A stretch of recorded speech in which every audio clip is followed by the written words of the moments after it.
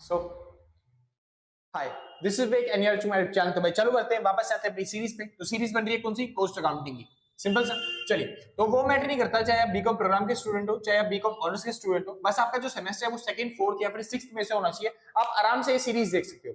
आज चालू करने वाले हैं सर चैप्टर नंबर का थर्ड पार्ट। इससे पहले दो पार्ट ऑलरेडी बन चुके हैं। अगर आपने नहीं देखा तो डिस्क्रिप्शन में लिंक दे रखा है, फटाफट से जाइए, पहले देख के आइए, क्योंकि वो ज्यादा इंपॉर्टेंट है। आज का टॉपिक इतना इंपॉर्टेंट है नहीं, क्योंकि आज करवाने वाला हूं बस खाली मशीन आवर रेट। और मशीन आवर रेट का क्वेश्चन मुश्किल से 4 से 6 नंबर का क्वेश्चन आपके एग्जाम में आता है। लेकिन जो पिछला टॉपिक मैंने करवाया था, ठीक है भाई, हाँ जी, उसके अंदर आपके एग्जाम में बहुत ज्यादा आने के चांसेस है। 12 से 16 नंबर का क्वेश्चन वही अकेला जाता है। ठीक है भाई, 12 से 15 नंबर का। शुरू करते हैं। टॉपिक का नाम, मतलब चैप्टर का नाम है ओवरहेड कॉस्ट। ठीक है भाई, चलिए शुरू करने से पहले सर छोटा सा बात, मतलब थोड़ी सी बात, क्या अगर आप किसी भी तरीके का नोट्स परचेज करना चाहते हो डीयू से रिलेटेड या फिर एसयूएल से रिलेटेड, तो आप इस नंबर पर कांटेक्ट करके नोट्स परचेज कर सकते हैं। जो भी मिनिमम अमाउंट होगा वो आप आराम से पेमेंट करके नोट्स परचेज कर लोगे। सिंपल सा, कोई दिक्कत नहीं ना। बस कोशिश करना कि आप व्हाट्सएप पे कांटेक्ट करो, कि कॉल करने पे कभी हम बिजी मिलेंगे, कभी आप बिजी मिलोगे। व्हाट्सएप पे करो, सबसे बेस्ट रहता है। सिंपल सा, हाँ जी, क्योंकि कॉल में कभी कनेक्ट नहीं हो पाती भाई, कभी बात नहीं हो पाती, कभी बिजी मिलते हो आप, कभी हम बिजी मिलते हैं, तो ये दिक्कत हो जाती है। और भाई टेंशन मत लेना, आराम से मिल जाएगी आपको टेंशन। और जो आपके नोट्स होंगे सर वो ज्यादा महंगे नहीं होते, मतलब 150 से 200 के बीच में होते हैं। आप आराम से मिनिमम अमाउंट पे करके आराम से नोट्स परचेज कर सकते हैं। और कंप्यूटर टाइपिंग में नोट्स होते हैं, तो मेरी राइटिंग में भी नहीं है कि आपको लगेगा कि भैया गंदी राइटिंग लिखते हैं, इसमें समझ में नहीं आएंगे। आराम से समझ में आ सकते हैं आपको। ठीक है भाई, चलिए, तो सिलेबस को फटाफट कंप्लीट करने के लिए नोट सबसे बेस्ट रहते हैं। फिलहाल शुरू करते हैं। तो टॉपिक का नाम आता है sir absorption of production overhead. Absorption of production overhead, यानी जो प्रोडक्शन के ओवरहेड होते हैं उनको एब्जॉर्ब करते हैं किस रेट से, वो हमें रेट फाइंड आउट करना है। बस खाली छोटा सा टॉपिक है। जैसे फॉर एग्जांपल के तौर पे मान लो आपने कोई भी प्रोडक्ट बनाया जिसका कॉस्ट पड़ गया आपको 100 रुपए का। प्रोडक्ट को बनाने पे खर्चा कितने का आया? 100 रुपए का। कुछ इसमें से कुछ एक्सपेंस होंगे डायरेक्ट एक्सपेंस, और इसमें से कुछ होंगे इनडायरेक्ट एक्सपेंस, है ना। मैंने बताया था डायरेक्ट एक्सपेंस जो होते हैं वो कितने तरह के होते हैं? 3 तरह के। जैसे कि डायरेक्ट मटेरियल का एक्सपेंस, डायरेक्ट लेबर का एक्सपेंस, और ऐसे ही डायरेक्ट एक्सपेंस जो बाकी बच गए। सेम इसी तरीके से इनडायरेक्ट वाले खर्चे कितने होंगे? वो भी 3 हो सकते हैं। जैसे कि indirect labour, sorry indirect material, indirect labour और इनडायरेक्ट एक्सपेंसेस। एक बार देख लो भाई, दिख रहा है? चलिए, दिख रहा है तो फिलहाल। चलिए, तो इस तरीके से आपने खर्चा किया। फॉर एग्जांपल के तौर पे मान लेते हैं यहाँ पे 25% ये हुआ है, 25% ये हुआ है, 25 रुपए का खर्चा इसके ऊपर किया गया। यानी टोटल डायरेक्ट एक्सपेंस जो किया गया है, प्राइम कॉस्ट जिसे हम बोलते हैं, वो कितनी है प्राइम कॉस्ट? तो आपकी प्राइम कॉस्ट कितनी आ गई सर? आपकी प्राइम कॉस्ट आ गई 75%। सिंपल सर, 100 रुपए का प्रोडक्ट था, 75 आपकी प्राइम कॉस्ट है, यानी कि डायरेक्ट कॉस्ट है। चलिए, इनडायरेक्ट कॉस्ट एक बार देखते हैं। इनडायरेक्ट कॉस्ट कितनी है? इनडायरेक्ट कॉस्ट मतलब इन सबको जोड़ के, एग्जांपल के तौर पे मान लेते हैं 10 रुपए का खर्चा यहाँ पे, 10 रुपए का यहाँ पे, 5 रुपए का इसके ऊपर किया है, यानी टोटल मिला के आपने जो खर्चा किया है वो टोटल खर्चा कितने का हो गया? 25 रुपए का। और इसी खर्चे को हम क्या बोलते हैं? ओवरहेड। क्या बोलते हैं सर? ओवरहेड। सिंपल है ना, बढ़िया। तो अब हमें क्या निकालना है? जो पूरी टोटल कॉस्ट है ना, उसका कितना परसेंट जो है वो ओवरहेड है, यानी कि जो हमारा मटेरियल की कॉस्ट जो है उसमें कितना पार्ट जो है वो ओवरहेड का है। यानी कि ओवरहेड एब्जॉर्ब तो कर रहा है मटेरियल, लेकिन किस रेशियो में, वो अमाउंट आपको बता दो, वो परसेंट आपको बता दो। तो बस सिंपल तरीका, जैसे बचपन में परसेंटेज निकालते थे उसी तरीके से निकालेंगे। जैसे कि 25 किसका 100 का कितना परसेंट है, बस वैसे निकाल लो। तो 25 अपॉन में 100, बस मल्टीप्लाई में 100, क्योंकि परसेंटेज निकाल रहे हैं। अगर हमको बोला जाता कि यहाँ पे रेट निकालने के लिए, क्योंकि अभी तो हम परसेंटेज निकाल रहे हैं ना, परसेंटेज निकालने के लिए क्या करते हैं? 100 से मल्टीप्लाई। अगर यहाँ पे हमको बोलता है कि रेट निकालो, किस रेट से वो क्या बोलते हैं एब्जॉर्ब कर रहा है, वो रेट निकालने के लिए, तो बस आपको करना था 25, यानी जो भी आपका ओवरहेड है वो, और अपॉन में टोटल कॉस्ट यानी कि कितना? 100। बस इसी को सॉल्व कर देते तो आपको पता चलता रेट कितना है। 0.25 बोल दो, या फिर आप बोल दो 1/4। सिंपल। अच्छा, इसको बोलेंगे तो फिर इससे कट गया, आ गया 25%। यानी जो पूरी कॉस्ट है उसमें से 25% जो कॉस्ट है वो किसकी है? ओवरहेड की। और बाकी जो 75% कॉस्ट है वो कौन सी है? प्राइम कॉस्ट, यानी कि डायरेक्ट कॉस्ट बोल सकते हैं आप आराम से। ठीक है भाई, चलिए सेम फॉर्मूला वही मैं बता रहा हूं यहाँ पे। क्या फॉर्मूला होता है सर? ओवरहेड अब्जॉर्प्शन रेट का, सेम वही formula. Total cost of overhead, जो भी खर्चा आपने ओवरहेड पे किया है वो टोटल खर्चा ओवरहेड का, अपॉन में total unit of base unit use, यानी जो भी टोटल यूनिट का बेस यूज कर रहे हो, जो भी आपने प्रोडक्शन किया है उसकी कॉस्ट क्या है उसको लेना है आपको। सिंपल। एक बार और चलते हैं। फॉर एग्जांपल के तौर पे आपने 40,000 रुपए का माल बनाया। कितने का माल बनाया? 40,000 का। लेकिन इसमें जो कॉस्ट आई है ओवरहेड की वो आई है मतलब 15,000। तो आप कैसे निकालोगे सर? वही 15,000 बटे में 40,000 मल्टीप्लाई बाई 100। अगर वो परसेंटेज बोलता है निकालने के लिए, अगर वो बोलता है रेट निकालने के लिए, तब आपको ये 100 लगाने की जरूरत नहीं है। अगर वो परसेंटेज बोलता है तब आपको निकालना है 100, और अगर वो रेट बोलता है तब आपको 100 लगाने की जरूरत नहीं है। सिंपल तरीके से आप आराम से निकाल लोगे, कोई दिक्कत तो नहीं ना? कोई डाउट से? आसान था ना? बढ़िया भाई, मुबारक हो, आपका टॉपिक खत्म हो गया मेरा। आगे चले, ठीक। बस एक लास्ट टॉपिक है, मेन टॉपिक जो है ना वो मशीन आवर रेट है सर, क्योंकि एग्जाम में क्वेश्चन उसी का आता है, बस ये बाकी तो छोटे छोटे कंसेप्ट है आपके लिए, ठीक है, आप आराम से समझ लोगे। मतलब रेट निकालने आपके एग्जाम में बहुत सारी चीजें दे रखी है फालतू की, तो फिर वो सब मैं पढ़ाने वाला नहीं हूँ, ठीक है भाई। अपने आप पढ़ना चाहो तो बेस्ट है आपके लिए, अगर आपके पास टाइम हो, क्योंकि मैं तो एग्जाम के हिसाब से तैयारी कर रहा हूँ, जो जो एग्जाम में आने वाला है इंपॉर्टेंट बस वही करो, फालतू की चीजें क्यों ही करना। आगे चलते हैं भाई, टॉपिक का नाम आता है भाई method of absorption of factory overhead. जो फैक्ट्री के ओवरहेड होते हैं उसको एब्जॉर्ब करने के लिए कौन सा मेथड होते हैं, तो उसके अलग अलग मेथड होते हैं सर।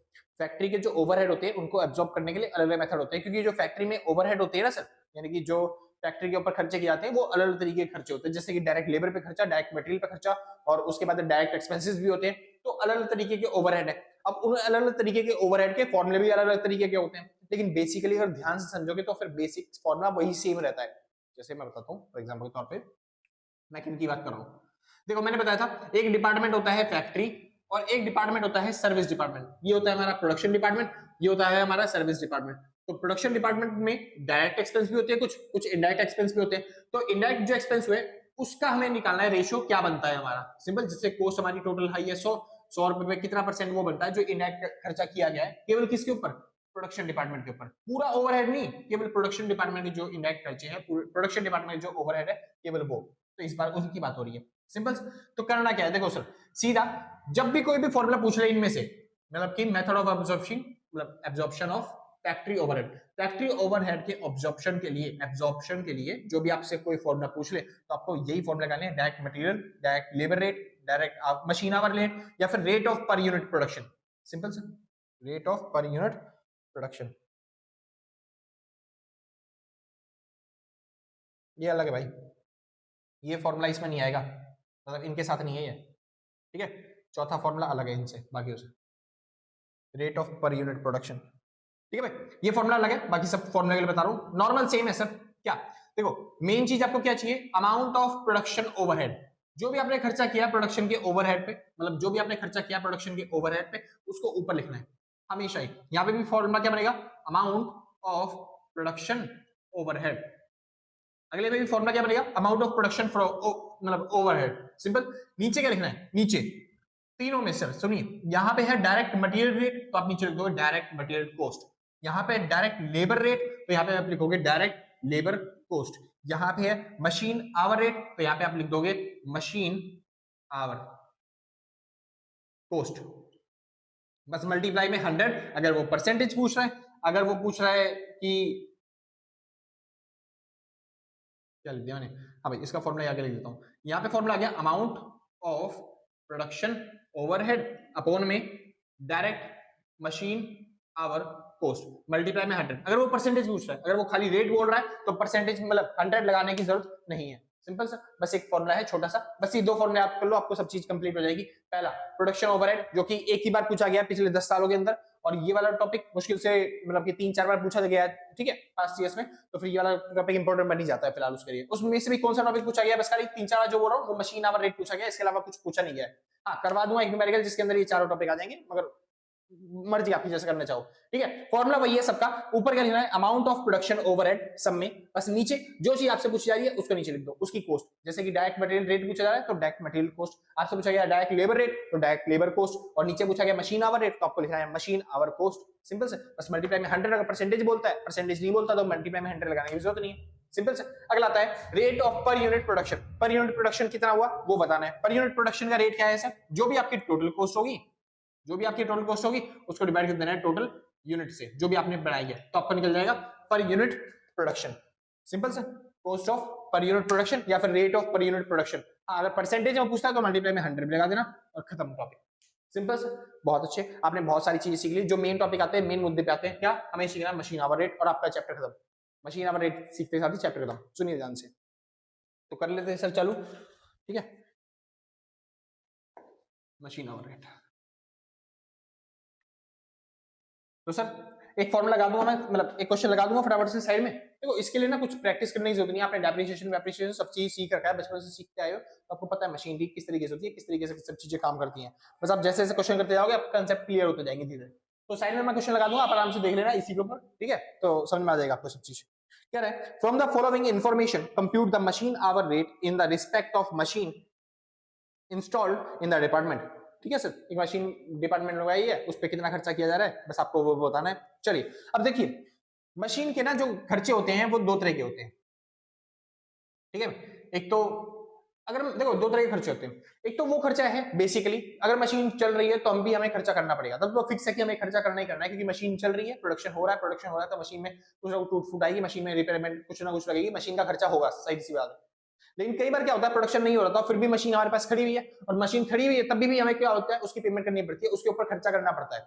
तो मशीन के दो खर्चे होते हैं, पहला खर्चा जो फिक्स्ड खर्चे होते हैं, फिक्स्ड एक्सपेंस जिसे हम बोलते हैं, या फिर स्टैंडिंग एक्सपेंसेस बोलते हैं, जब भी मशीन खड़ी होती है उस पर जो खर्चा होता है मशीन के स्टैंडिंग एक्सपेंस बोलते हैं, ठीक है। और कई बार क्या होता है मशीन चल रही होती है, मशीन काम कर रही होती है, फिर हमें एक्सपेंसेस देने पड़ते हैं, तो उन्हें वेरिएबल एक्सपेंसेस बोला जाता है, सिंपल से।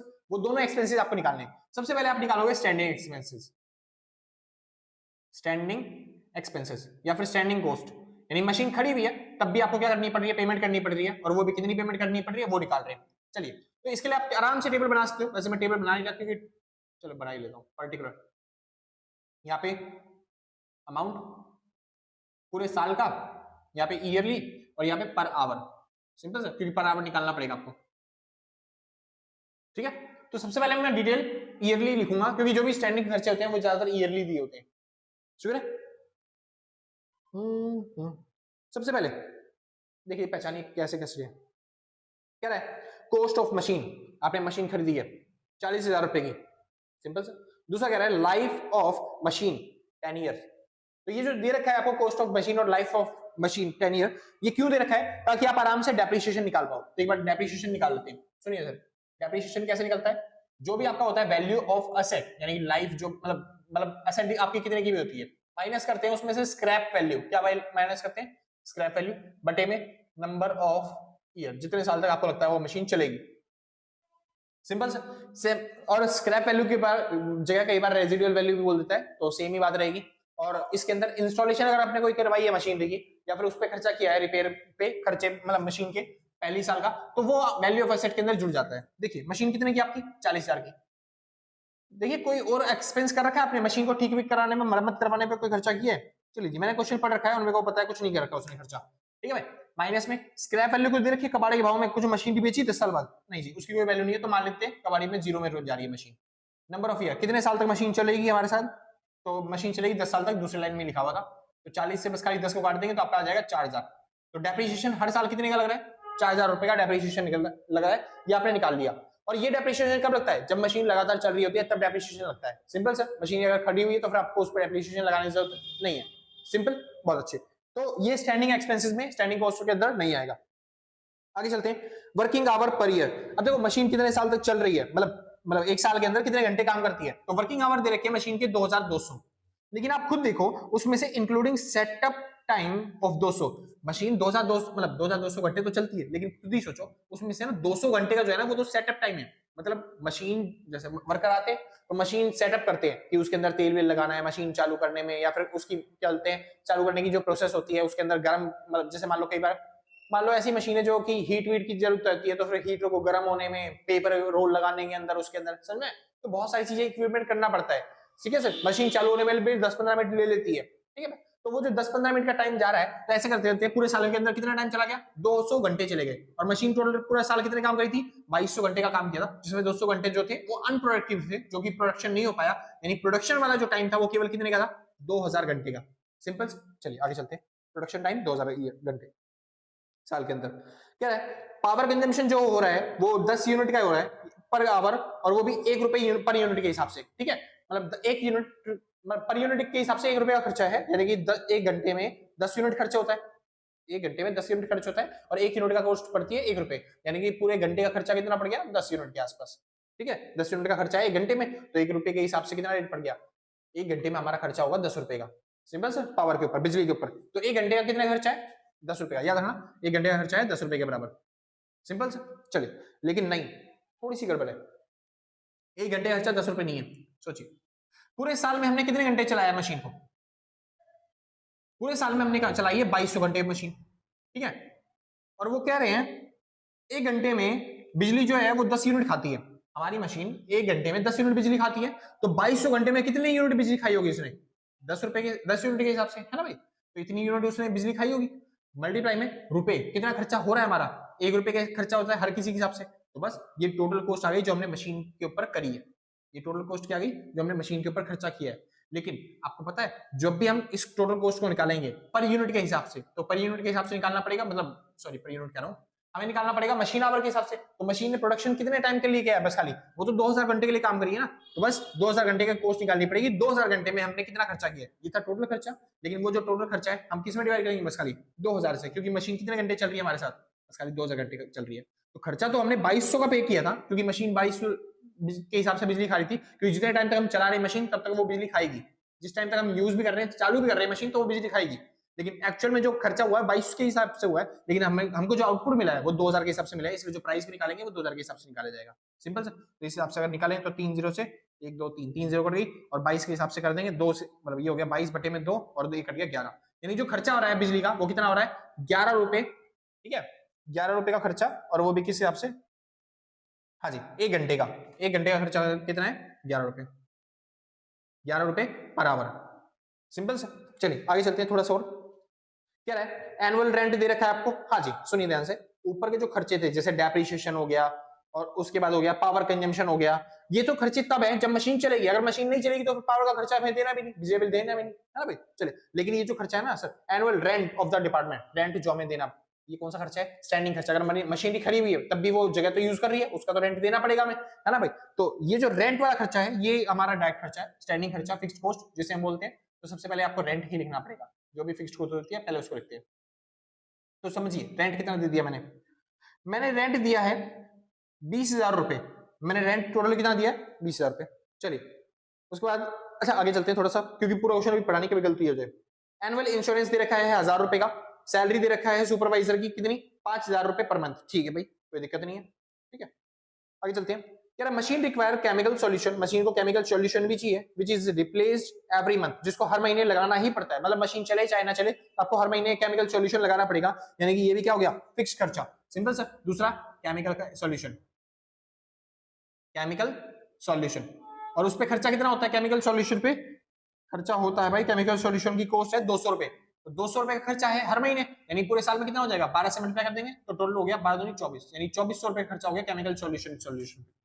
सिंपल से। चलिए उसके बाद करते हैं, machine occupies 1/4 of the total area of the department, मतलब मशीन जो है 1/4 ऑफ द टोटल डिपार्टमेंट, पूरे डिपार्टमेंट का 1/4 एरिया एक्वायर करती है इसमें, यानी जो रेंट भी है हमें भी उसी हिसाब से देना पड़ेगा 1/4 के हिसाब से। तो समझिए मेरे को रेंट कितना देना था, मेरे को रेंट देना था 20,000, ठीक है, मैंने रेंट दिया कितना 20,000, लेकिन जो 20,000 है वो तो पूरे डिपार्टमेंट का खर्चा है, मशीन का थोड़ी ना खर्चा है। मशीन पे कितना, मशीन की वजह से मेरे को कितना रेंट देना पड़ा, मशीन ने केवल 1/4 एरिया यूज किया था, तो इस वजह से मेरे को रेंट 1/4 ही देना पड़ेगा, यानी मेरा रेंट कितना आ गया, मेरा रेंट आ गया 5,000 रुपए का। कोई दिक्कत नहीं, पक्की बात, ठीक। क्योंकि अगर लिखा होता ना भाई 20,000 के बाद पर मंथ, तब हम पर मंथ के हिसाब से देखते हैं, मगर इसका पूरा साल का ही है, तो 20,000 खर्चा पूरा साल का है, 1/4 उसका ही है, तो इस वजह से हमने क्या निकाल दिया 5,000। चलिए ये हो गया, केमिकल हो गया, इंश्योरेंस का हो गया, ठीक है। अच्छा इंश्योरेंस का भी रहेगा ना, annual insurance of the other expenses, तो भाई एनुअल इंश्योरेंस भी लेते हैं क्योंकि हमें साल में इंश्योरेंस तो देना ही है, तो वो भी फिक्स खर्चा है, चाहे मशीन चले चाहे ना चले इंश्योरेंस तो लेना पड़ेगा। इंश्योरेंस का खर्चा कितना है, 1000 रुपए का पर मंथ है क्या, नहीं जी ठीक है, चलिए आगे चलते हैं। ठीक, सैलरी ऑफ सुपरवाइजर, सुपरवाइजर की सैलरी भी भाई फिक्स खर्चे हैं, ठीक है भाई। फिर सुपरवाइजर की सैलरी, क्योंकि जो मशीन देख रहा नहीं, सुपरवाइजर की सैलरी, सैलरी वैलरी का खर्चा हम किसको दे रहे हैं, सुपरवाइजर को। सुपरवाइजर क्या करता है सर, वो सैलरी मतलब एक तरीके से वो मशीन देखता है, मशीन खराब हो गई तो उसकी जिम्मेदारी है ठीक करवाना, क्योंकि लेबर तो खाली काम करने लाती है, तो लेबर को अगर हम पेमेंट कर रहे हैं तब किस टाइम पे पेमेंट करी जाएगी, वो जब मशीन चल रही होगी उस टाइम पे पेमेंट करी जाएगी, मगर सुपरवाइजर को पेमेंट किस टाइम पे करनी है, पूरे इस टाइम के दौरान। Simple sir. और जो सुपरवाइजर है वो क्या रहा है, अपना ध्यान देता है 1/6 टाइम्स, यानी कि अगर मान लो पूरे घंटे में काम हो रहा है तो 1/6 जो होता है वो पार्ट उसमें ध्यान देता है, तो उसको भी पेमेंट उस हिसाब से मिलेगी। तो सुपरवाइजर को हम सैलरी देते हैं 5,000 रुपए पर मंथ। सुपरवाइजर, सुपरवाइजर की सैलरी कितनी है, 5,000 रुपए पर मंथ। सिंपल से। मल्टीप्लाई बाय, हमें किससे मल्टीप्लाई करना है उसे, 12 से, क्योंकि साल में 12 सैलरी लेता है वो, ठीक है। और फिर मल्टीप्लाई बाय 1/6, क्योंकि वो अपना ध्यान कितना देता है 1/6, तो उस हिसाब से सैलरी भी मिलेगी इसे, तो इससे कट गया, बच गया 2, 5 तो कितना हो गया 10, तो 10,000 रुपए इसको मिल गया। अच्छा सिंपल। चलिए इतना हो गया, बाकी जो रह गया ना भाई वो इनडायरेक्ट एक्सपेंस है, तो इनडायरेक्ट एक्सपेंस का तो क्या ही करना फिलहाल, ठीक है। तो अभी चालू करते हैं, फटाफट से इसकी कैलकुलेशन करना। तो टोटल देखो हमारे पास खर्चा कितना का कर दिया हमने, 10,000 रुपए तो सुपरवाइजर को दे दिए, प्लस में 1,000 रुपए हमारा इंश्योरेंस का खर्चा हो गया, प्लस में 2400 रुपए केमिकल का खर्चा हो गया, प्लस में 5,000 रुपए खर्चा हो गया मशीन के उस चीज का। ठीक है भाई, टोटल हमारे पास खर्चा आ गया कितना? 18,400। 18,400 सिंपल। अच्छा, मशीन जो चली है वो कितने साल, मतलब कितने घंटे चली है? बस खाली 2,000 घंटे साल के अंदर। तो बस अब निकाल लो per hour standing rate. Standing rate यानी कि मशीन अगर खड़ी भी रहेगी तब भी हमें कितना पेमेंट करना पड़ेगा? बस इस अमाउंट को डिवाइड कर दो कितने से? मशीन 2,000 घंटे चली है ना, तो बस 2,000 से डिवाइड कर दो, ये आ गया 9.2। यानी कैसे निकाला? मैंने निकाला 18,400 को डिवाइड कर दिया किससे? 2,000 से। ठीक है, तो कितना आ गया? 9.2 पर आवर के हिसाब से मेरा स्टैंडिंग रेट कितना है? मतलब हर घंटा मेरे को 9.2 रुपए का एक्सपेंस करना ही पड़ेगा मशीन के ऊपर। हर घंटे मेरे को 9.2 रुपए देने ही पड़ेंगे, चाहे मशीन चले चाहे ना चले, इतना रुपए तो देना पड़ेगा। ठीक है भाई, सुपरवाइजर को उसको देखने का, मशीन को ठीक करने का, मरम्मत करने का खर्चा देना पड़ेगा, क्योंकि वो ध्यान देता है मशीन पे 1/6। इंश्योरेंस वाला खर्चा मेरे को, इंश्योरेंस का खर्चा मेरे को देना पड़ेगा, केमिकल सॉल्यूशन का एक्सपेंस देना पड़ेगा और रेंट का एक्सपेंस देना ही पड़ेगा। अच्छा, ये सब हो गया टोटल एक्सपेंस, यानी जो स्टैंडिंग रेट है मेरे को इतना रुपए देने पड़ेंगे हर घंटे के मशीन, चाहे मैं यूज करूं चाहे ना यूज करूं। उसके बाद आता है वेरिएबल। वेरिएबल कॉस्ट कितना है? यहां से दूसरा पार्ट चालू होता है सर। ए पार्ट खत्म हो गया हमारा, पर आवर स्टैंडिंग रेट निकल गया, दूसरा पार्ट वेरिएबल कॉस्ट कितनी है। ठीक है, चलिए तो वेरिएबल कॉस्ट और जोड़ देते हैं इसके अंदर फटाफट से। तो वेरिएबल कॉस्ट कौन सी थी? देखो, पहली चीज तो डेप्रिसिएशन थी जो हमने निकाला था, तो ये आ गया डेप्रिसिएशन। अब ये जो डेप्रिसिएशन हमने निकाला था वो साल का डेप्रिसिएशन कितना लग रहा था? 4,000 रुपए का डेप्रिसिएशन। अब समझिए, साल में लग रहा है 4,000 रुपए का डेप्रिसिएशन, लेकिन हम तो पर आवर के हिसाब से निकाल रहे हैं, तो 4,000 लिखूंगा तब तो मैं यहाँ पे लिखूंगा, लेकिन मेरे को पर आवर के हिसाब से निकालना है ना भाई। पर आवर के लिए क्या करना पड़ेगा? डिवाइड करना पड़ेगा, कितने मशीन कितने घंटे यूज हो रही है? 2,000 घंटे यूज हो रही है प्रोडक्टिव आवर्स। ठीक है भाई, तो डिवाइड कर दिया तो कितना आ गया? 2 रुपए पर। ठीक है भाई, तो डेप्रिसिएशन का खर्चा आ गया हर घंटे का 2 रुपए। चलिए, डेप्रिसिएशन हो गया। उसके बाद और कौन सा खर्चा था? पावर, मतलब कि पावर का खर्चा था भाई। तो एक हो गया ऑप्शन ये, दूसरा ऑप्शन पावर का। और मैंने बताया था पावर पे कितना एक्सपेंस किया जा रहा है, तो देखिए पावर का एक्सपेंस कितना था? 11 रुपए पर आवर। तो ये 11 रुपए पर आवर, मतलब हर घंटे का मैं 11 रुपए बिजली वालों को दे के आ रहा हूँ कि प्रोडक्शन करने के टाइम पे। सिंपल। चलिए, तो एक बार निकाल लेते हैं फटाफट से, टोटल कितना हो गया? ये हो गया 9.2 प्लस में 11 प्लस में 2, तो टोटल मेरा खर्चा आ गया 22.2 का। कितना खर्चा आ गया? 22.2। यानी मशीन चलने पे इतना खर्चा मेरा हर बार फिक्स है कि इतना खर्चा होगा। इसको बोलते हैं मशीन पर आवर कॉस्ट, यानी कि मशीन का हर एक घंटे का खर्चा कितना हो रहा है? 22.2 रुपए का। कोई दिक्कत तो नहीं? और सर मुबारक हो, आपका ये जो क्वेश्चन है मशीन पर आवर रेट का खत्म हो गया। तो सर यही क्वेश्चन आपके एग्जाम में ऐसे ही क्वेश्चन आने वाले हैं, और ऐसे क्वेश्चन जैसे क्वेश्चन देख रहे हैं वैसे क्वेश्चन आएंगे, और आपको ऐसे ही करना पड़ेगा, इसी तरीके से सॉल्व। सिंपल सर, जिसको नोट करना है फटाफट से नोट करो। फिर एक क्वेश्चन की प्रैक्टिस और करते हैं। क्या सर? एक क्वेश्चन की प्रैक्टिस और करते हैं। सिंपल सर, चलिए सुनिए ध्यान से। इसके आगे, मतलब मशीन आवर रेट के आगे, इसके आगे ना थोड़े थोड़े और टॉपिक हैं। थोड़े थोड़े और टॉपिक कैसे? जैसे कि ना आपको बता रखा है जो एब्जॉर्प्शन को, मतलब एडमिनिस्ट्रेशन की जो ओवरहेड है उसका रेट, उसको रेट निकालने का तरीका क्या है? जैसे मैंने निकाला ना ये वाला, मैंने कौन सा रेट निकाला? मैंने निकाला एब्जॉर्प्शन ऑफ फैक्ट्री ओवरहेड। मैंने निकाला एब्जॉर्प्शन ऑफ फैक्ट्री ओवरहेड, यानी फैक्ट्री पे जो भी ओवरहेड खर्चे होते हैं, इनडायरेक्ट एक्सपेंस होते हैं, वो कितना परसेंट होते हैं पूरी टोटल कॉस्ट का। पूरी टोटल कॉस्ट का फैक्ट्री के जो ओवरहेड होते हैं वो कितना परसेंट होते हैं, बस हमने ये निकाला नॉर्मल सा, सिंपल सा। या फिर आप कह सकते हो कि ना एब्जॉर्ब कितना करते हैं, मतलब जो कॉस्ट, मतलब जो कॉस्ट है, कॉस्ट का कितना पार्ट जो होता है वो ओवरहेड होता है। सिंपल सा, हम ये निकाल रहे हैं बेसिकली। तो सेम इसी तरीके से आपको जो वहां पे देंगे ना, वहां पे देंगे आपको, मतलब एक्स्ट्रा जो बाकी चैप्टर जो बची है उसके अंदर दे रखा है एक्स्ट्रा एडमिनिस्ट्रेशन का, absorption of administration overhead, absorption of direct distribution overhead, या फिर एब्जॉर्प्शन ऑफ क्या बोलते हैं सेलिंग डिपार्टमेंट, या फिर सेलिंग ओवरहेड। तो इस तरीके से आपको और भी ओवरहेड दे रखे हैं जो कि एग्जाम में ना के बराबर आते हैं। तो चाहे आप करना चाहो तो अपने आप कर लेना भाई, मैं नहीं करवाने वाला, क्योंकि एग्जाम में आने वाले तो काय को मेहनत करना। हाँ, अगर आपको लगता है कि भैया वो भी टॉपिक करवा दो, तो सर उसकी एक वीडियो और बनेगी जो कि एग्जाम में कुछ भी नहीं आने वाला उसमें से। ठीक है, एक वीडियो और बनेगी। तो अगर आपको लगता है कि करवा देना तो भाई नीचे कमेंट में बता देना, मैं करवा दूंगा। ठीक है, लेकिन मेरे हिसाब से ना ही करो तो सर बेटर है, क्योंकि सर जो जो इंपॉर्टेंट मैं करवाते जा रहा हूँ अपने हिसाब से, मेरे को लगता है जो जो इंपॉर्टेंट है आएगा एग्जाम में वो करवा रहा हूँ, जो नहीं आएगा एग्जाम में वो काय को करना। और वो भी थ्योरी वाला पार्ट है, उसमें एक न्यूमेरिकल है भी नहीं।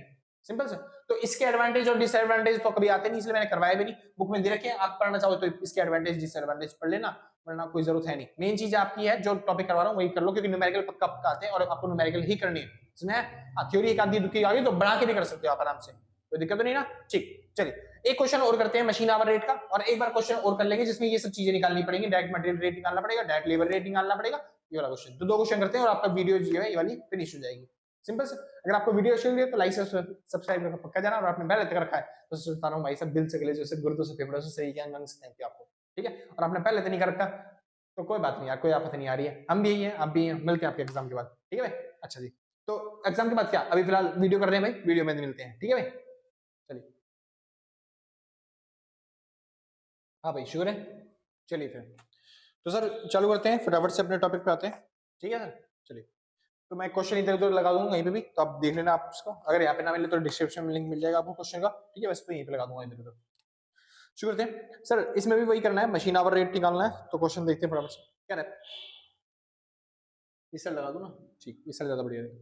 क्या है, the following annual charges are incurred in the respect of machine shop where manual labor is almost nil, मतलब manual labor जो है बिल्कुल ना के बराबर है, मतलब manual labor कम से कम है, ठीक है।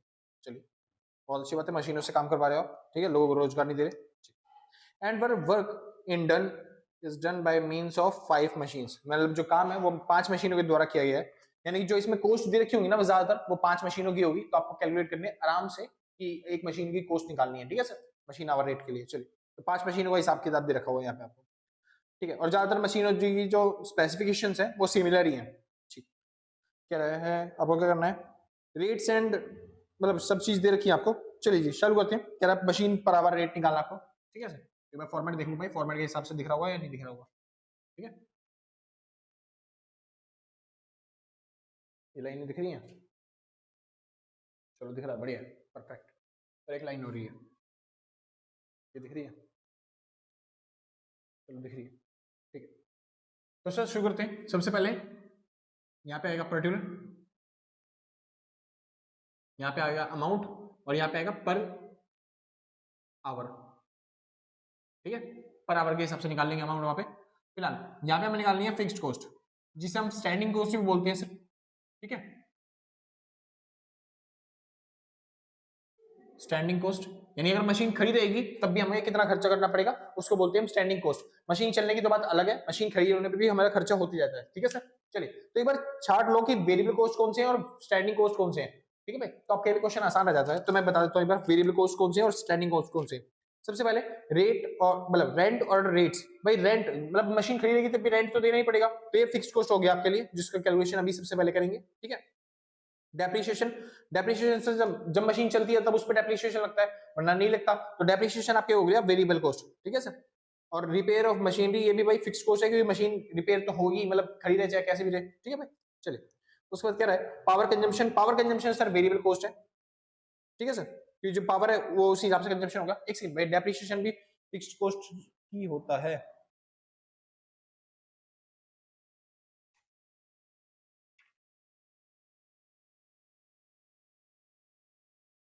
हाँ भाई।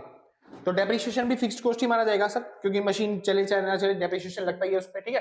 जो पिछले वाला क्वेश्चन था उसमें डेप्रिसिएशन बुक के अंदर गलत कर रखा था, ठीक है, तो मैंने बुक के हिसाब से करवा दिया, थोड़ी सी मिस्टेक हो गई। डेप्रिसिएशन आप फिक्स्ड कॉस्ट के अंदर लिखना, ठीक है, आंसर पे कोई फर्क नहीं पड़ा, आंसर आपका परफेक्ट आएगा, सही आएगा, ठीक है। डेप्रिसिएशन फिक्स्ड कॉस्ट ही होता है। चलिए जी, उसके बाद करते हैं रिपेयर हो गया। रिपेयर आपका कौन सा होता है सर, वही फिक्स्ड कॉस्ट होता है, मशीन रिपेयर करवानी पड़ेगी मेंटेनेंस के साथ।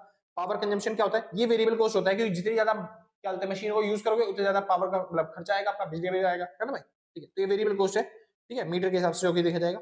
आगे चलते हैं। हाँ, डेप्रिसिएशन अगर आपको डायरेक्ट दे रखा है कि इतना डेप्रिसिएशन है तो फिक्स्ड कॉस्ट मान सकते हो आप उसे, लेकिन कई बार डेप्रिसिएशन भी क्या होता है, कई बार वेरिएबल कॉस्ट होता है, ठीक है। वैसा कब, जब आपको दे रखा हो यूनिट के हिसाब से निकालने के लिए, जैसे आपको बोलते हैं डेप्रिसिएशन निकालो, तो आप निकाल रहे हो कि 10,000 यूनिट आपने बनाई है, 2,000 यूनिट बनाने पे कितना खर्चा हो रहा है, मशीन की लॉस कितने हुआ, मशीन कितने साल तक चलेगी।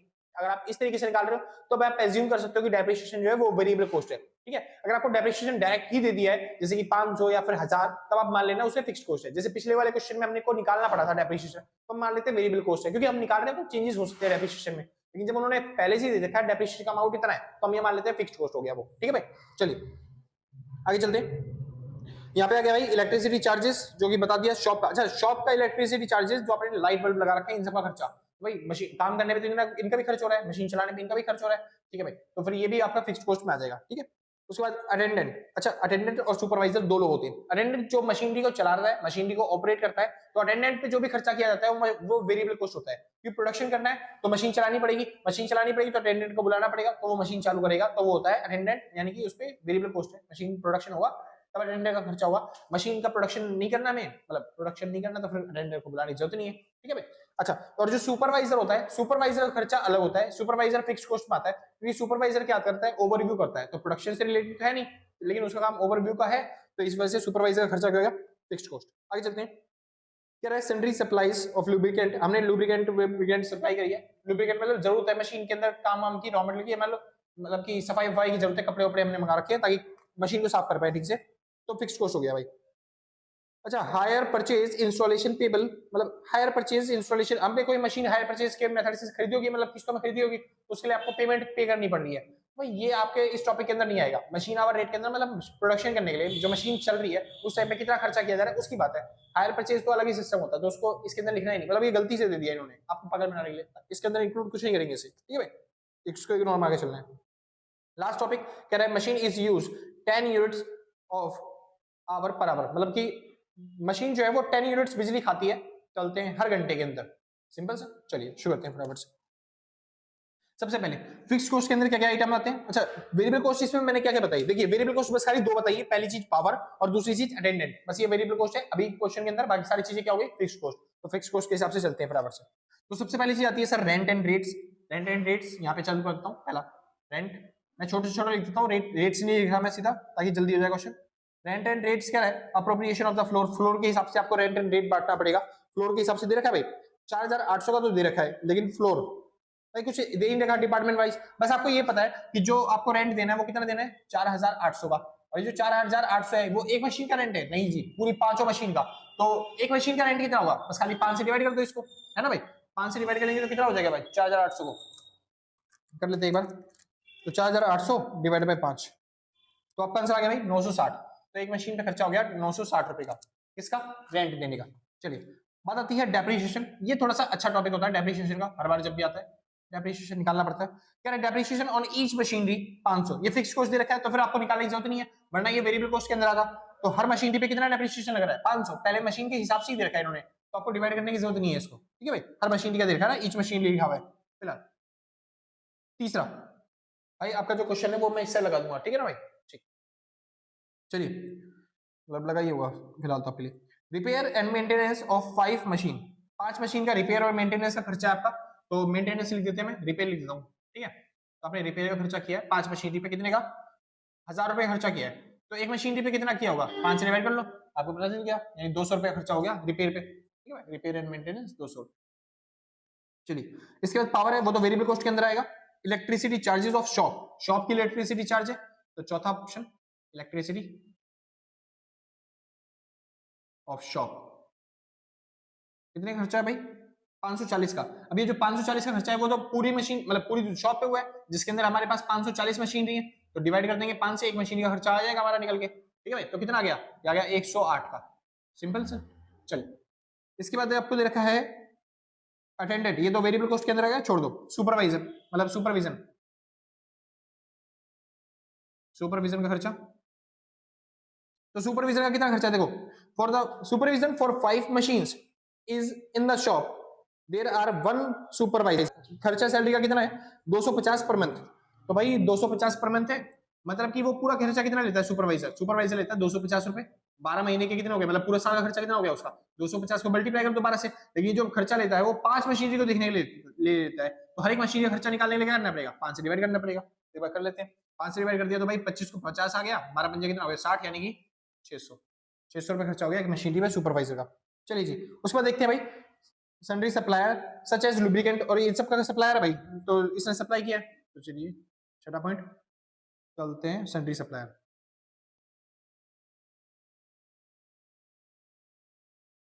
और इसने सप्लाई किया कितने रुपए का सामान, ये 450 रुपए का सामान, और वो तो यूज करा जाएगा 5 मशीन के अंदर, 5 से डिवाइड कर देते हैं, 5 9 45, 90 रुपए का सामान।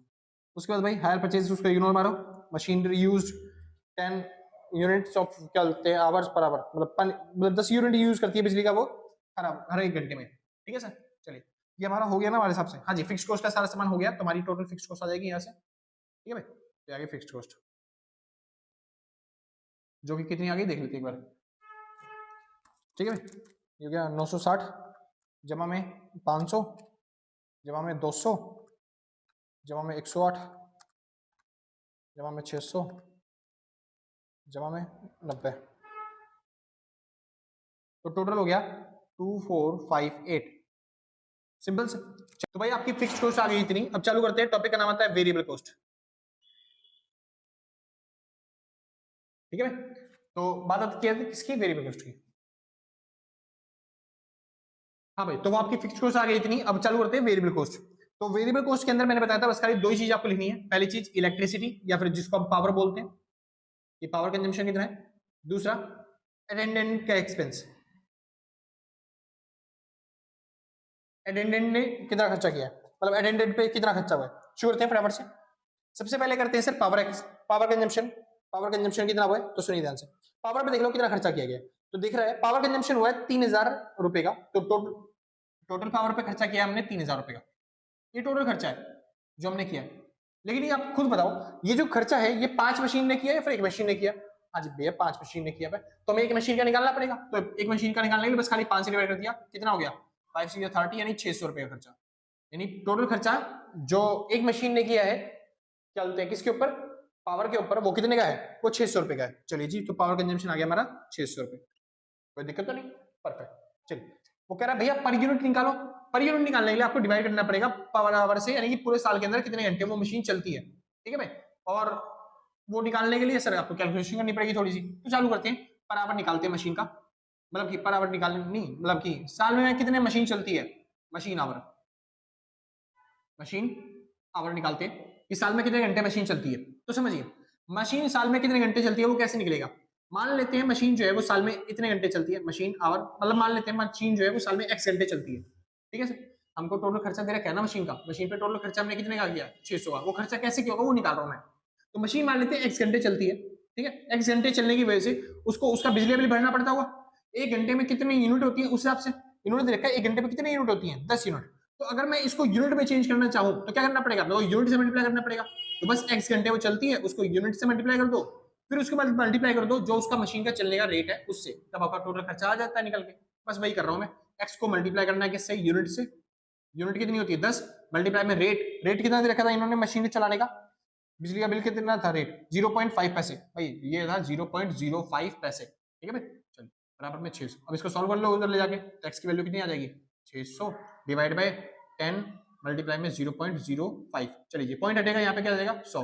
और सॉल्व कर लेते हैं, एक जीरो से इसकी एक जीरो कट गई और पॉइंट के बाद तो जीरो की वैल्यू होती नहीं, तो 5 से इसको काटेंगे हो गया 2, तो 6 दूनी कितना हो गया 1200, तो ये आ गया 1200।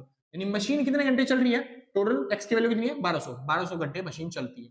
सिंपल से बस। तो पावर निकालनी है आपको कि पर आवर कितना होगा, तो 600 डिवाइड कर दो किससे 12 से, तो बिजली बिल आ जाएगा आपको खर्चा कितना पड़ रहा है वही 0.50 का, तो बस 0.50 का। चलो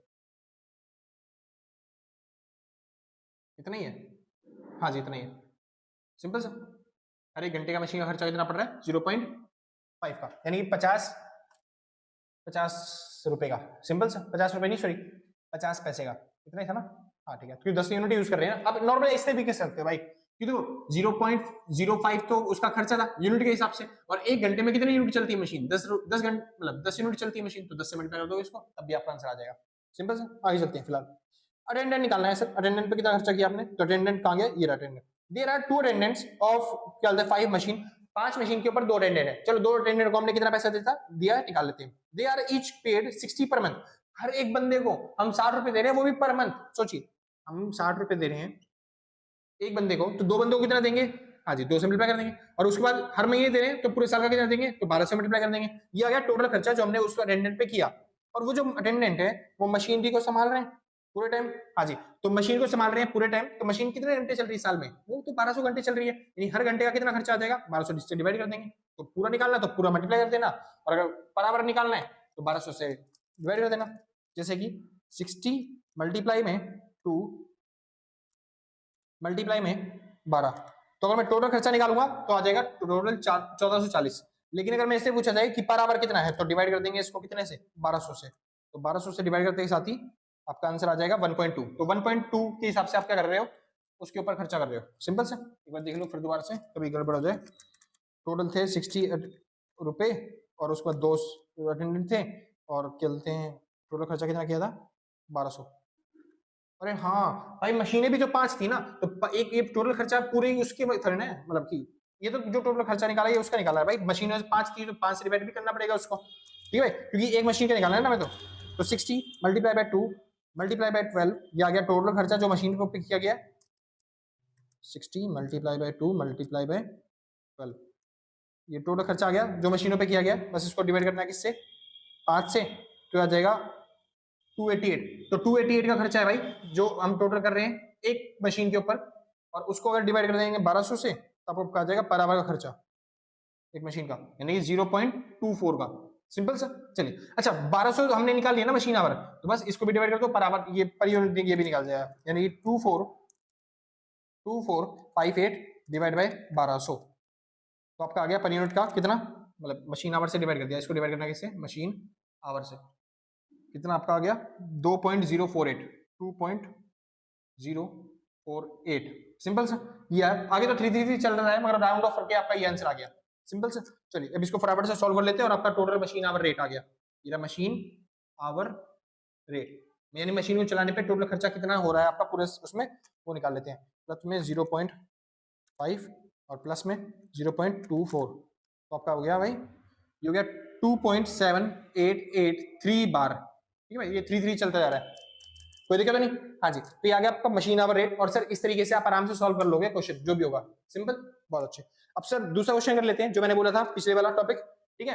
हाँ जी, जिसके लिए मैं क्वेश्चन आपको वहां पे दे दूंगा। ये समझ में आ गया ना भाई, कोई दिक्कत तो नहीं हुई ना, बहुत अच्छे भाई। कंसेप्ट समझ लेना, फोटो खींचनी है तो फोटो खींच लेना, एक बार साइड हो जाता हूँ मैं पहले से, ठीक है, तब क्या आराम से फोटो खींच पाओ कंसेप्ट की। चलिए आगे चलो, ठीक, आगे चलते हैं सर, अगला क्वेश्चन देखते हैं,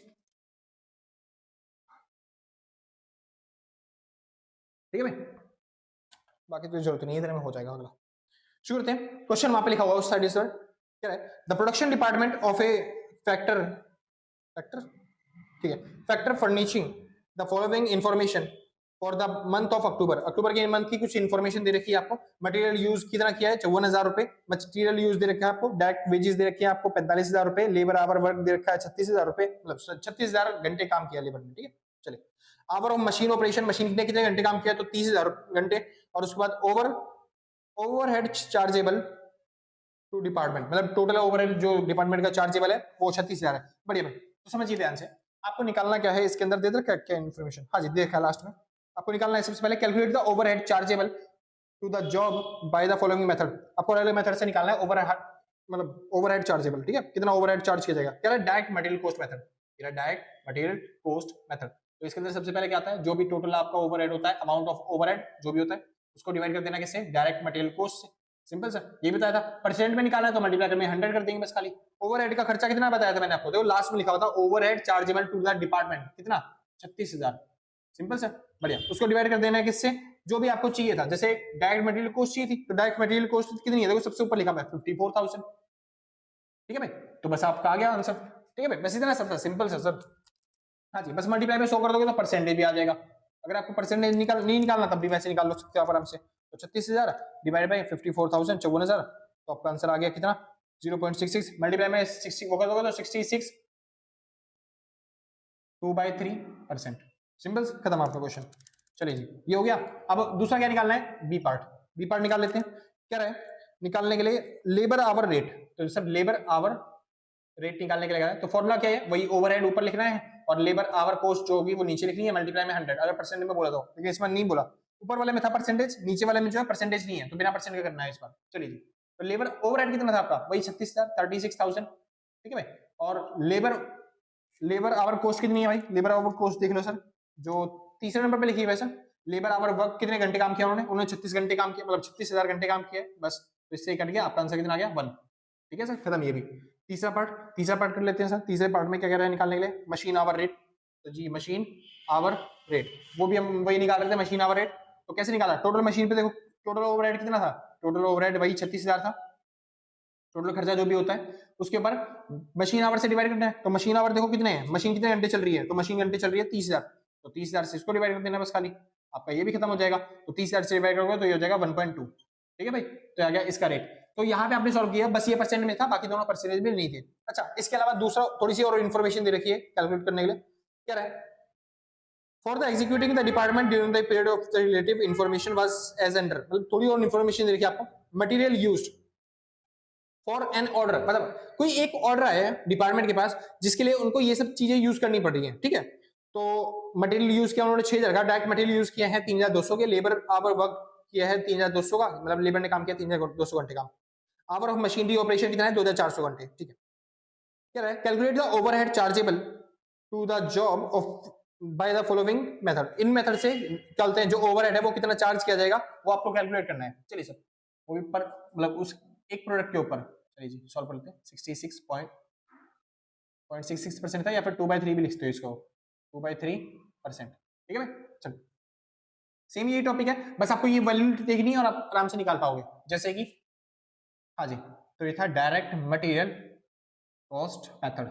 इसमें क्या था, ओवरहेड अपॉन में डायरेक्ट मटेरियल कॉस्ट, यही था ना मेथड। चलिए जी सॉल्व करना चालू करते हैं। सबसे पहले हमें ओवरहेड निकालना है ना, मतलब हर बार हमें ये वाली वैल्यू निकालनी है, इसका यूज कर देते हैं भाई। तो 66.6 बार ये आपका था वैल्यू इसकी, ओवरहेड हमें निकालना ही है। डायरेक्ट मटेरियल कॉस्ट कितनी दे रखी है पर यूनिट के हिसाब, मतलब एक ऑर्डर की, तो डायरेक्ट मटेरियल की कॉस्ट दे रखी है भाई 6000। मैं हाँ जी 6000 दे रखी है आपको, बस 6000 यहाँ पे लिखना है। अब यहाँ पे क्या रेडी भाई, इधर के क्या हो जाएगा मल्टीप्लाई, तो बस 6000 से मल्टीप्लाई कर देंगे।